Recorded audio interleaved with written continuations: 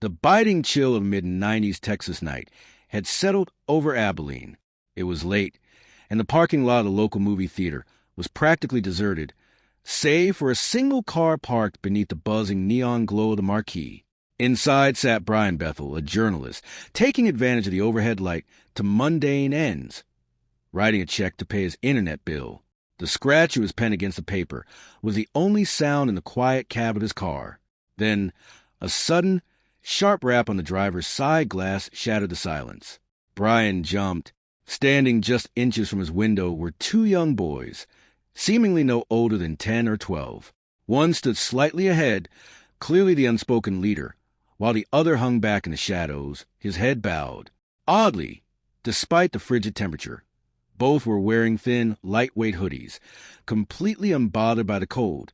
With a sigh of mild annoyance mixed with standard cautious curiosity, Brian rolled his window down just a crack, enough to hear, but not enough to be vulnerable. "Hey, mister," the older boy said. His voice was smooth, confident, and polite. "We want to see Mortal Kombat, but we left our money at home. Can you give us a ride to go get it?" It was a simple, harmless request from a child. But the moment the words left the boy's mouth, Brian's body reacted before his brain could process why. A violent, suffocating wave of primal panic crashed over him. His heart began to hammer against his ribs. His stomach plummeted. Every evolutionary instinct in his DNA was suddenly screaming at him, ringing a deafening alarm. Prey. You are prey. Run. It was a visceral fight-or-flight response, entirely disproportionate to the sight of two preteens asking for a favor. Brian tried to suppress the rising terror, stammering out a clumsy excuse. I don't really have the time right now. The movie is probably starting soon anyway." As Brian stumbled over his words, the atmosphere inside the car seemed to turn freezing cold. The older boy's demeanor shifted instantly. The polite, childish cadence vanished, replaced by a tone that was completely flat, monotone, and chillingly authoritative. It didn't sound like a child anymore. It sounded like something mimicking one. "Come on, mister," the boy demanded, his voice carrying an unnatural, almost hypnotic weight that seemed to pull at Brian's mind. "Let us in. We don't have a gun." "We don't have a gun."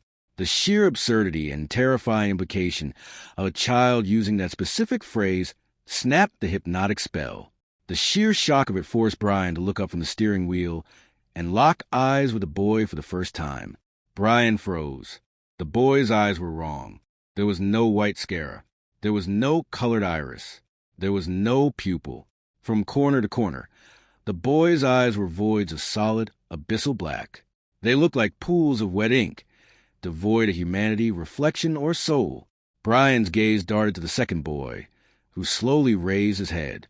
His eyes were the exact same impenetrable black. Pure adrenaline took over. Brian slammed the car into reverse, the tires shrieking against the asphalt as he tore backward out of parking space. He threw the shifter into drive and slammed his foot on the gas, rocketing toward the safety of the main road.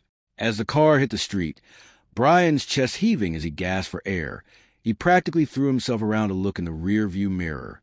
The large, well-lit parking lot was completely empty. In the 2 seconds it took him to look back, under the bright, buzzing glow of the theater marquee, the boys with the black eyes had completely vanished into the night.